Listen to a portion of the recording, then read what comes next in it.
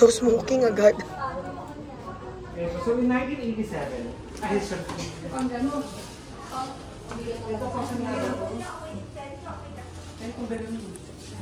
Oh, ay sorry po. Wala namang pang-garote dito. Anong garote, kuya? Yung ano, iniipit yun. Oh, wow! Oh my gosh. Kaya hindi kay Kumburs.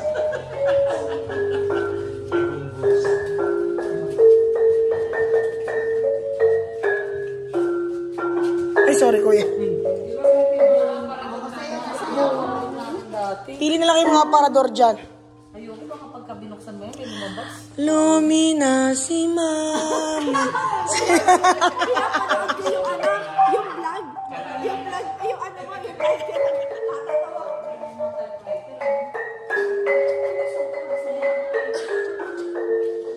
Grabe, dati yung lola ko, typewriter. Inabot ko yan, Kat. Inabot mo yan? Ay, under. Ito, ano to? Oo, di ba? Ay, ang yaman talaga ni Ate Wenmen. Nanay, typewriter niya. Ha? Ay, medyo tayo dito. Magpabalance kami dito. Ganyan pa yung ano. Ito gusto mo nga itong bisikleta. Angkas ka doon sa likod. Nakatayo ka na. Tayo ka doon. Underwood. Ganyan yung typewriter natin, no? Oo, ganyan. Oh, may calculator. Saturday and Sunday na open community. Oh. Sunday ngayon kaya bukas. Monday to Thursday sarado po ito. Timing pala. Every week, every punta namin dito, laging bukas.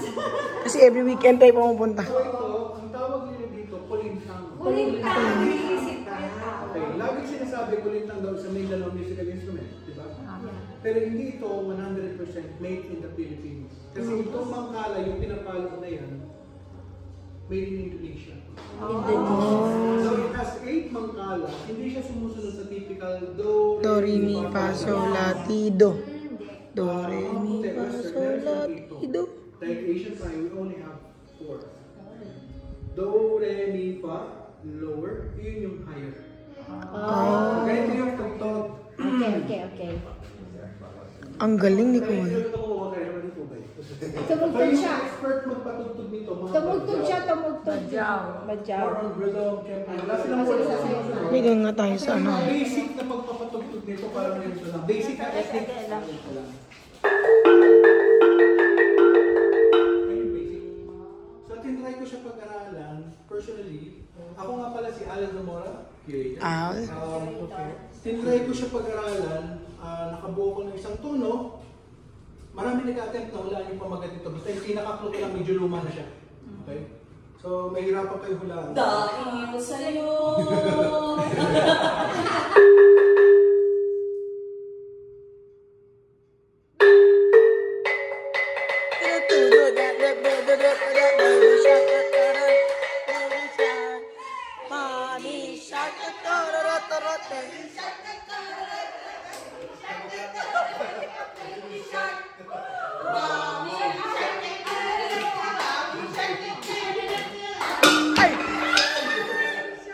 Galit. Ang galing niya. Oo, na-ano mo lang yun, sir, yung baby shark? Mga time na pag walang tao dito. Kapag ano mo yung tugtog. Okay. May momo po dito. Ano po? May momo. Ay, hindi po ako naniniwala sa ganun. Oh. Ay, may tao sa baba. Minunod ko ng lola ko na yung mga multo at saka aswang, nilikha lang ng mga Kastila para ipanakot sa mga Pilipino para hindi tayo makapagtito. Correct! Sa ganun na unang curfew. Kasi kung naniniwala kayo sa aswang o kaya multo, bakit walang tikbalan sa ibang bansa? Bakit walang manananggal sa ibang bansa? So napasok tayo ng foreigner na aswang, yung vampira, yung Dracula. Meron din tayo ng werewolves na taong lobo, meron din tayong zombie. Pero most of them, fictional character, nakikita natin sa teleserye, sa movies, soap opera. Hindi sila. Pero wala na sa YouTube, meron eh. Meron. Pinapanood ako. Hindi, ganito na lang. Baka Baka may mga lumang kaparador sa bahay niyo. Yeah. Alam niyo ba, yung mga lumang aparador, pag minsan nagtatago sila ng sikreto? Ito. Meron siya. Ito. May sikreto daw sa loob ng aparador. Pero kayo, kung meron kayong lumang aparador na minana sa mga lolo't lola, try nyo silang silipin. Make sure na meron siyang drawer sa loob, kung hindi isa dalawa ito. So tatanggalin natin yung drawer. Tapos, nakapayo siya dito. Ah, meron pang isa. Pero hindi lahat ng aparador may ganito. Option yun na nagpapagawa kung palalagyan o hindi. So this is nagsisilbing vault nung araw. Taguan siya ng maliit na pistol yung senyorita. 22 long rifle na di bola. Pwede rin siyang taguan ng important document kagaya ng titulo ng lupa. Gold bars. Bundles of pera.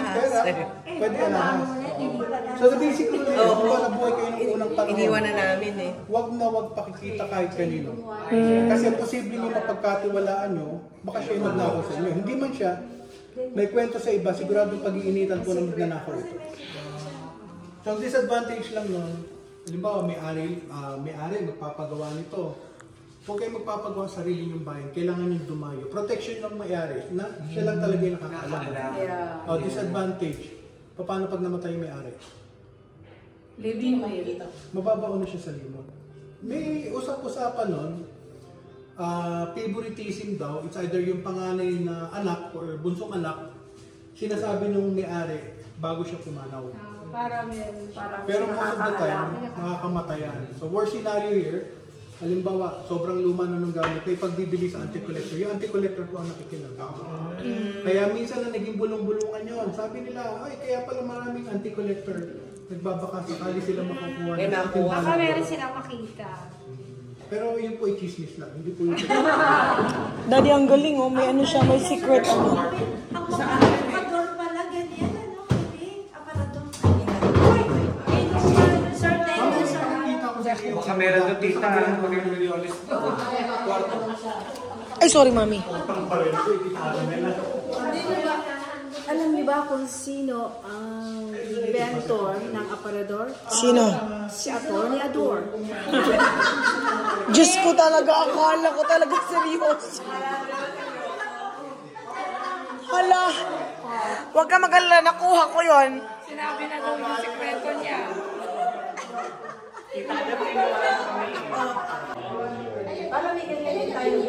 Shaving was done with the wind.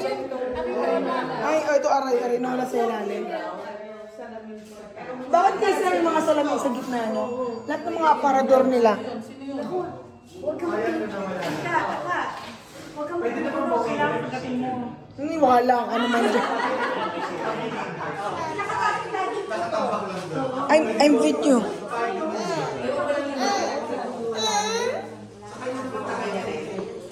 Oh, ba't may picture ni ano ito ni Marcos at saka ni Imelda? Amina si Lula.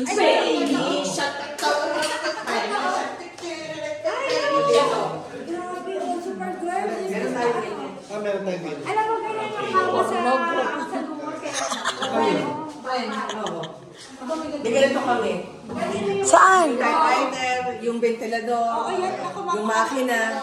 Nandyan pa? alam mo, napakamahal na niya. Nung lumipat kami ng Saan na? naipamana na namin doon sa Meron nga kayong ganun eh, yung lagayan ng aparador. Pero baka nalagyan na ng Yung mga ano, yung mga kalika. may aparador kami lupa. So yung mga Pilipino, ginaya yun. Oh my gosh, ito yung ano dati. Your biggest job is war. Check ang tatanungin natin. Dalawang dragon nagagawa sa isang buwan. Pero pag Pilipino, Ito yung wine cellar nila. Ay, ang parang wine ano. 1998. Ano to? What is this? bakit ka gagawa ng isang gamit na wala sa uso? Hindi mo bibiling produkto. Para saan nga po ito? Sir, para saan po? Pagilingan. Gilingan ng kape? Ano ba? Mga malagkit. Malagkit. Hindi kasi ginili. Ah. Ano po yan ang binigyan sa Ilocos? Silyon ang tawag nila dyan. Silyon. Is universal word. May rapid care version, may stationary, stationary sila. Bihirang-bihira makakita ng tatluhan, pangkaraniwan, single lang. You can sit there if you want. Pero yung isang set ito dapat 4, hindi binenta ng dating may-ari yung isa kasi remembrance daw. So merong other version ng ganito na tumba-tumba, yung mahaba yung armrest. Okay, so tawag naman yung butaka. Universal World, may rack version, may stationary. So ang butaka, kaya mahaba yung armrest, patungo siya ng leg back. Also known as a birthing chair, since limited pa yung doctors and hospitals before, ang mga babae usually sa bahay lang mga anak, tatawag ka lang ng hilot or kumadrona. Yun. Nakakapagtaka lang, bakit nung araw puro normal? Yeah, di ba? Wala namang CS dati. It's because of the... Pero tayo dati niya si Lola Ella. What is this? Tatso. Tatso. Oo, siya sa tatso. Pero ang tawag dito, tatso. What is that for? Niluluto yung mga minatamis na kamias. Tama. Alam ko Exclusive. yun. Pang minatamis. Pinatamis. Non-stick siya sa anything na Kasi may asukal. meron yan si Lola Ella. Ngayon, meron lang bawal gawin dito. Wag mong lulutuan ng ibang putahe. Halimbawa, walang kawali. Dito tayo magprito ng isda. Don't ever do that kasi yung lasa kumakapit. Yeah. The next time na magluto ka ng Pinatamis anything, lang. may lasa. Maglalasa siya. Ganyan sila Lola eh. Parang hindi pinakamarami tayo natutunan. Yung aparador na may hidden compartment, may idea ba kayo nun? Or dito nila nakita? Dito lang nalaman. Sa bahay ni Okay, ito. Pero pinasadya. Okay. Ito naman, ito. Yung gumawa ng bahay niya, yung gumawa ng aparador namin. Ang tawag nila dito, sa cabinet na ito, ay kumuda. Kumuda? Iba yung kumuda. So this is kumuda? This is, Sa amin dati. okay. So unahin natin to. Alam niyo ba? Meron kaming ganito sa Leyte dati. Yung buhay pang mga kalulahan ng mga nanay ko. Masakit to pag naano ka dyan. Alam niyo ba? Na nung unang panahon, malalaman niyo yung status symbol ng buhay ng mga Pilipino through their chairs. Really?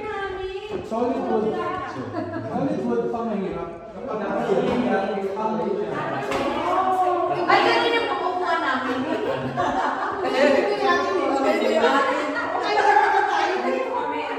Oo, ganyan. First of all, it has nothing to do with the price. It's more on the comfort. Kapag umuha ka doon, yung air has good. Hindi ka mainitan, hindi ka pagpapawisan. Ang mayayaman po, ayaw na ayaw nila yung sila yung pinagpapawisan. So, mas prefer ng mayayaman yun. Pero mas mabigat yung atin. Oo. Mabigat din. Ayaw na ayaw ng mayayaman kasi mahal ang maintenance. Kasi binapa na aanot. Yung pinakahuli kong nakausap na gumagawa niyan, yung original na ratan, that is 2.5 years ago, sisigilan kayo ng 1,000 pesos. That is per square feet. Ha? Imagine niyo yung sandalan, that is considered as for 4,000 yung sandalan pa. Oh shoot! Eh, paano kung bed? So, mahal ang maintenance niya. Ito naman, gusto ng mahihirap kasi mura lang ang maintenance. Kapag may occasion sa bahay, isis nyo ng dahon ng uple o isis, kapag hindi nila kayang bumili ng barnes, papagilan nila ng floor walk tapos... Yeah, floor walk. So, magkagano ng dubilas. Yun yung reason yan. Bakit kadalasan, pag model, medyo naka-recline. Madulas ka magpapasok, hindi mahulog. Kaya kung sisipatin nyo, mas recline itong wooden. Yeah, yung wooden. Bakit? Sa kumador, ano yun? So, ang tawag nila dito, kumuda. Kumuda. Kumuda is a Spanish word that means storage. Storage siya. So, taguan. Yan. Sa Spain, this is lalagyan ng undergarments. Mga damit pang loob sa Spain. Pero dito sa Pilipinas, dahil magaling ang mga Pilipino, para mas madali natin matandaan yung word na yun, natin dito sa loob ito. Kumuda is actually short for kumot and punda. Kumuda.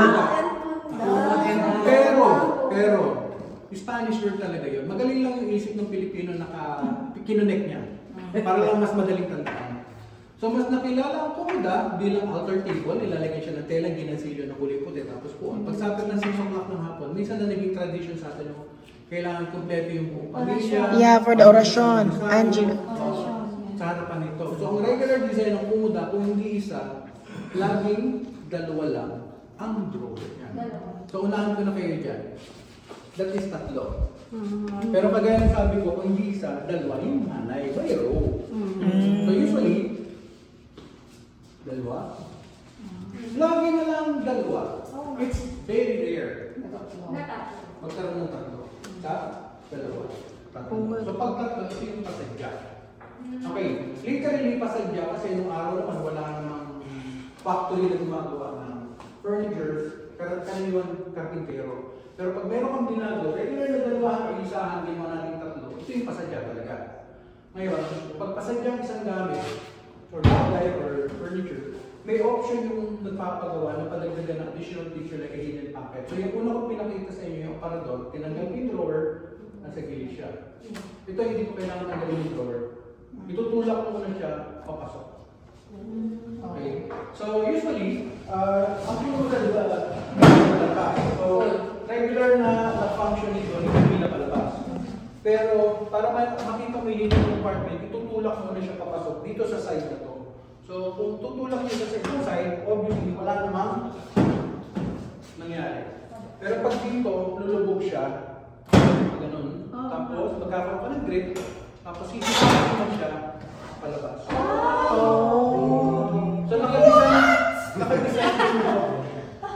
nakadesign dito taga siya ng baril. Oo nga, kasi Yung kabila, hindi siya nabubuksan kasi nagsisilbing brakes to strengthen the wood kasi hindi natin may iwasan magpapang ng heavy objects. Kaya posible kung makakita tayo ng pumuda na meron lang dalawang drawer na may hidden compartment sa gitna kasi wala siyang brakes, lulundo po ito pag pinatungan mo ng something heavy. So ito, nung araw, dinisenyo po ito para sa paril.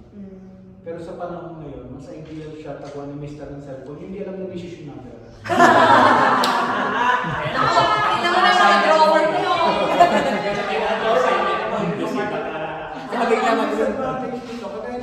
So, ang mister ang nagpasadya, hindi si Mrs. Okay, so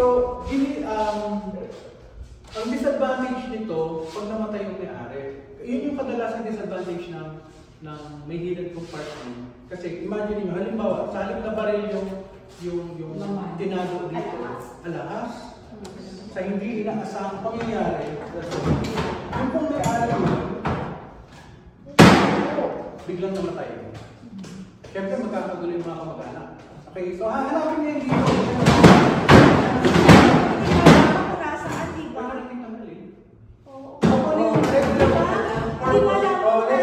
Function, kumuda, yun din.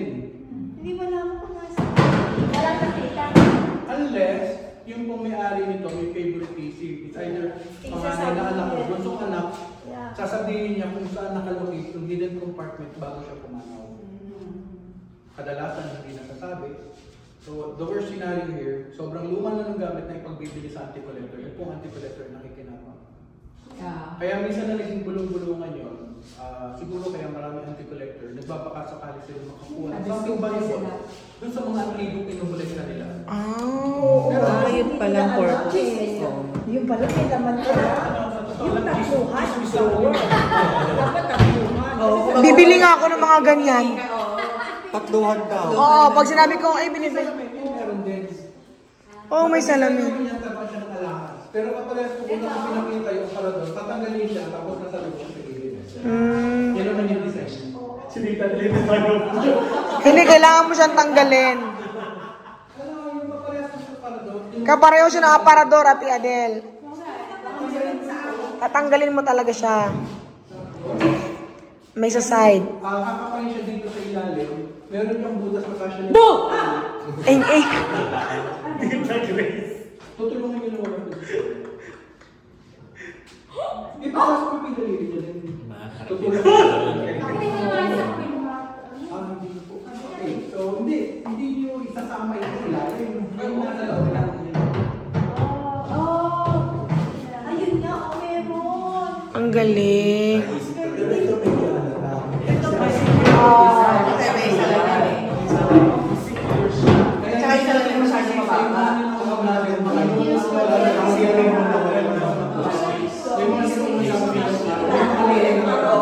Oh my gosh, hindi ko pa naman na-check yung sa...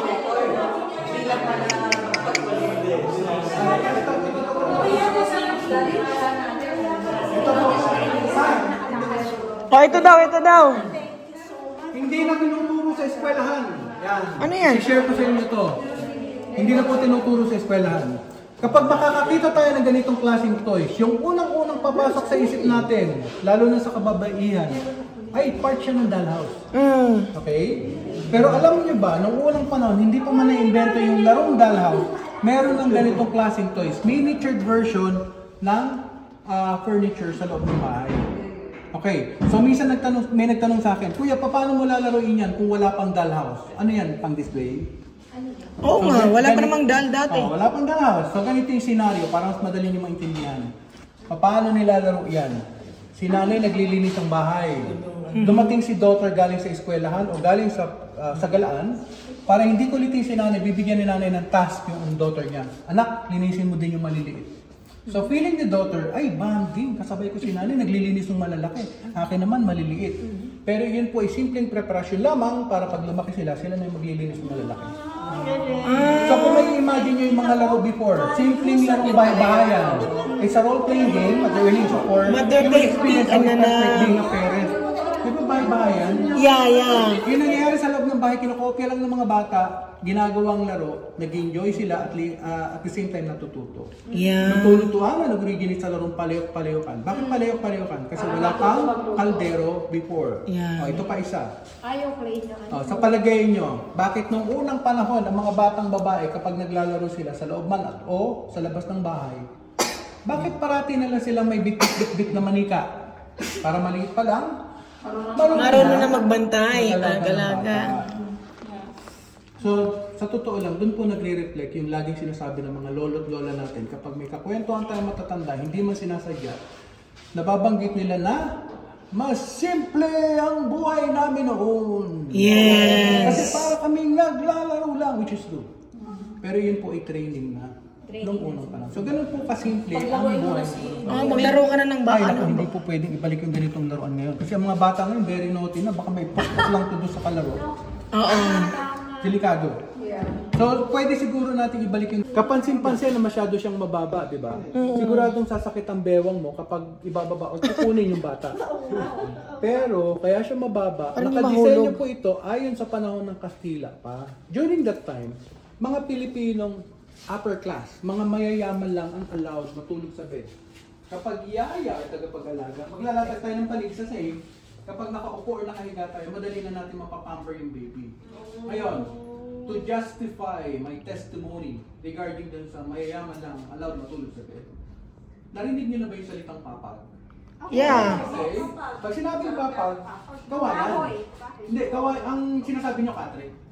Katre yung kahoy. Kawayan is, ang papag is kawayan. Tapos may apat na haligi. Ang Yeah. pwede natin i-compare sa papag is katre, which is wood naman, may apat na haligi. Kung i-research natin yung word na katre sa English Tagalog Dictionary, ang lalabas doon, daybed. Pero pag ang hahanapin natin, papag, ang lalabas doon, floor. Oh. Sahig siya ng bahay kubo na naka-elevate, yung may silong. Though hindi siya totally nakalapat sa lupa, sahig pa rin siya may tuturing kasi pagpasok natin ng bahay kubo, doon sa ibabaw ng kawayan niya tayo maglalakad. At pagsapit ng gabi, doon din tayo maglalakad ng palig para matulog. Kaya pag sinabi, doon ka matulog sa papag, it means floor. Di ba minsan, ewan ko kung narinig niyo na yung kasabihan na nakahiga ka na sa kama, lumipat ka pa sa papag. So yung papag, sahig po yun. Galing. New knowledge. Ito. Alam niyo ba kung ano ito? Pang-inom. Ay, ano yan? Yung Pangbuhos sa ng arnibal chocolate. Hindi. plancha. Ito yung mas older version ng plancha. Uling. Sige. Ito po ay nabili somewhere sa Europe ng mga incheck. Mahilig kasi sila tumawid ng dagat. Then, patutubuan ng konti. Yung barter, buy and sell. Yeah, bye. Patutubuan ng konti, tapos ibebenta nila sa ibang bansa, sa ibang bayan. Okay. Ito po ay inintroduce sa atin ng mga incheck during the Spanish era. Ang problema yung language barrier. Hindi natin sila nauunawaan. Incheck, nako. Kaya in-embrace natin yung pangalang binigay ng mga Kastila para dito. Ang tawag ng mga Kastila dito, prensa. Italian word meaning to press. Prensa. So, ito, kung may idea ba kayo kung paano ito ginagamit? Yes. Okay. Uling. So ito, mas komplikado siyang gamitin compared to this. Kasi open. Okay. So ganito, nilalagyan din siya ng uling sa parehas nito. Pinapatong din sa pinatuyong dahon ng saging. Yun yung pag-imulas para hindi siya masunog. Kasi walang heat control. Hindi naman harmful sa public, hindi naman siya mancha. Tapos, kailangan natin ng, ito yung komplikadong part, kailangan natin ng basang-basahan na malinis. Pipigain natin yun, tapos ipapatong natin dito. Open yung harap para hindi mamatay yung baga. Kasi yun yung magsiserve na takip. May mga variety tayo ng uling na pumipitik, na pag pumitik pa naman may kasamang maliliit na baga, kagaya ng baon ng nyog. So, Yeah. bago pa man magkabutas-butas yung damit at pinaplancha mo, tatakpan mo siya. Ngayon, ito pa yung mas komplikado. Di ba ang tawag nila dito? Prensa. Italian verb meaning to press. Ang paggamit ito, press, press, press. Hindi siya ini-slide. Kaya mas komplikado ito. Siguro, habang lumalakad ng panahon, nadadagdagan ng kaalaman. May sumubok na i-slide. Kaya sinabi, ay, mas madali pala pag i-slide mo. Tapos, lagyan natin ng korte. Yan. Barko. Para madaling mapasok yung mga bulsa, yung mga kwelyo. Tapos, ang hirap magplancha kapag dalawang kamay. Yep. Lagyan natin ng takip para isang kamay na lang gamit. So ito po, doon po nabuo ang plancha di uling. Plancha di So prensa, yung ibang tawag nila dito, plancha di corona. Pero yung salitang prensa, yung involved siya later in plancha. Oh. Sino unang plancha po ito? Ang hirap naman. Ang mas komplikado. Ang galing. Inabot niyo yung saraw na jeepney. So ito po, Yung nasa harap. ibabaw ng saraw Oh. jeepney. Sa makina ng... Akala ko nung una, ako personally akala ko nung una, kaya nilagyan ng kabayo ang harap ng jeepney na saraw, horsepower. Mali! Yun po ay para ipaalala sa lahat ng bibili na yung may-ari po, ang founder ng Saraw Jeepney, ay dati po porsyero. Oh, kalesa. Tapos naging... Pero akala ko dati, horsepower. Yung pala yun. Iba pala yung meaning niya. Oo. Ang galing. Ang dami natin. At bago kayo lumabas, kayo po ba yung taga saan? Kami Valenzuela.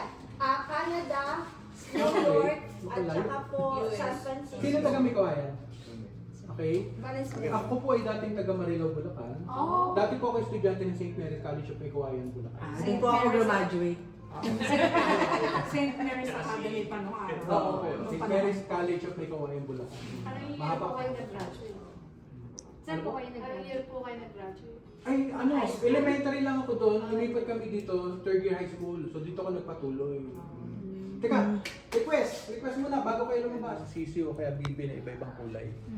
So through the guidance of the parents, bibili ni parent yung anak niya, tuturuan, ay pinatutukayan, pinainom yan, nililinis yan. Hindi kagaya ngayon, pag nagustuhan ng bata, basta natin ibibili. Hindi na ginagaya. Kaya anong gagawin ng bata? Iahagis kasi may pakpak. Yung iba pinaliliguan. Fly. Ano ba? Yung iba pinipisil kasi nakakagigil. Kaya wala pang isang oras yung sisiw at tatay. Oh, may mga kulay pang sisiw. Kaya sabi ng iba, hindi daw talaga ganun kahaba ang buhay ng sisiw kasi namamatay agad. Pero kung i-guide natin ang mga bata, napapalaki po yun. Proper guidance. O ngayon, kayo po ba may time pa o gusto niya nang putulin? Kakain na pa. Kakain na po. May ipapaliwanag ko sana sa inyo kung paano nag-evolve yung laro. From this kind of toys to gadget ngayon. Patay to gadget. Okay. Iksiyan ko na lang. Pipilitin ko na ma-explain na mabilis. So ganito yung mga toys before, kaya lang to play with this kind of toys, kailangan under supervision ng parents, guidance. Para hindi sila masaktan. Kasi totoong may karayong, nakakapasok, May talim. nakakaliwa. So, kailangan under supervision ng mga matatanda, particularly yung mga parents. Ang problema, kapag nakabantay lagi si parents, ang nasa isip ng bata, strict ang parents ko. Naglalaro lang, binabantayan pa ako. Ilang beses na ba tayo nakarinig ng mga sinuunang kwento, ang sinuunang matatanda daw? Stricto. Lagi, Yes, diba? totoo. Pero nandiyan sila to guide. Yun lang. Kaya lang naakusahan sila. Kasi lagi utos dito, utos doon. Ganito, hindi pwede yan. Bawal Ganito. yan. Bawal yan. Okay. So, ganun yung parents dati. Ngayon, yung mga bata na natuto sa ganitong klaseng laro, well-trained, hindi naman habang buhay yung mga bata, lumaki, nagkapamilya at nagkaanak. Kung bakit naisip nila na, okay, ako na yung head of the family, it's my rule. Ito yung golden rule lagi ng mga magulang. Dahil mahal ko yung anak ko, yung hirap na dinanas ko before. Hindi ko ipapadana sa Hindi kanya. ko padadala sa anak ko. Ano ba yung hirap na dinanas ko before? Pagiging strict ng parents ko, ang panaranas ko sa anak ko, kalayaan. Kaya sumunod na generation na uso yung outdoor game. Tubong preso, tagasi, pabola, tagangkong, shuttle, luksong baka, luksong tinik, tiko. Malayang-malayang mga bata, kaya lang, nakalimutan naman nila yung kanilang obligation sa gawaing bahay. Pagkagising sa umaga, takbo agad sa labas. So yung... Pero natutong dumiskarte. Sanay sa init ng araw, normal lang sa batang lalaki may bungang araw, normal lang sa batang babae ang may kuto. Kapag tinatamad umuwi ng bahay at nakaramdam ng gutom, marunong tayong umakyat ng puno. Alam natin yung mga kukuha ng ano. Aratiles, Bayabas. Chico, duha, bayabas yan, mangga, alam natin yan. So, yung mga bata na natuto sa outdoor game, ganun din. Lumaki, nagkapamilya at nagkaanak din. Kung bakit naisip din nila yung mga naunang naisip ng parents. Ano naman yung naging problema nila? Kapos sila financially. Kasi yung mga bata na natuto sa outdoor game, pagkagising sa umaga, takbo agad sa labas. Nakalimutan nila yung kanilang obligation sa gawaing bahay. Kaya yung parents nila nag-hire ng kasambahay para may makatulong sa gawaing bahay. Ang problema, ang kasambahay may sweldo. So kapos naman sila financially. So yung mga bata na natuto sa outdoor game, ganun din. Nung lumaki sila at nagkapamilya at nagkaanak, naisip din nila yung mga naunang naisip ng parents. Ako na yung head of the family, ako na yung magulang, it's my rule, dahil mahal ko na naman ang anak ko. Yan, umulit na naman po tayo, mahal ko yung anak ko. Masarap maging malaya, kaya lang kapos kami financially. So yung anak ko, ang pararanas ko, kagin-hawaan. Yun yung generation ngayon. Kung walang aircon sa bahay, punta ng mall. Hindi sanay sa init ng araw. Wala nang may bungang araw ngayon. Bihira nang may kuto. Hindi sila marunong umakyat ng puno. Ang kilala lang nila yung mga binibili sa fruit stand. Apple, oranges, grapes, banana. Paulit-ulit lang yan. Pag minsan may rambutan, pag minsan may lansones. Pero most of the time, apple, oranges, grapes, banana. Yun lang. Hindi nila kilala yung aratilis. Pagkain ng ibon yun. Ay, gusto ko yun. Makopa, naku, tinutungtungan Ay, yun. masarap din yun. Malutong. So yan yung mga pagkakaiba ng unang panahon. Isa pa pala, disiplina. Ang pagdidisiplina ng araw, yung kapangyarihan ni tatay, sinturon. Yes, totoo yun. Siit naman. Kapangyarihan ni tatay yun, sinturon. Pero si nanay mas makapangyarihan kung anong madampo. Walis tingting, walis tambo, kinelas, hangir, sandok. At ang pinakamakapangyarihan sa lahat, si nanay, maingay. Bukod ang palo, bukod ang sermon. Si tatay, konting sermon lang, palo, okay na. Pero sa totoo lang, yung mga pamamalong yun, na na-experience natin noong unang panahon, na ayaw na natin iparanas sa mga anak natin ngayon, yun po yung humubog ng ating pagkatao kung bakit nakatayo pa rin tayo. Yes. Alam natin kung anong pagkakaiba ng tama at mali. Hindi kagaya lang, yung bang tipong pag nakatikim ka ng palo, I'm sure hindi ka nahuhulit kasi masakit. Matatandaan mo siya. Ngayon, pag pinalo ka na, tulfo ka na agad. So ito, lilinawin ko lang ha. Ito pong shinare ko sa inyo, hindi ko gustong ibalik ang pamamalo. Bawal na po yun. Yeah. May mga batas na po tayo. So i-share ko lang po sa inyo to para maintindihan natin yung pagkakaiba ng pamamaraan ng pag-aalaga ng mga magulang noong unang panahon compared sa panahon ngayon. So sana po may natutunan kayo. Yes, very good. Thank you, Sir Alan. You're the best.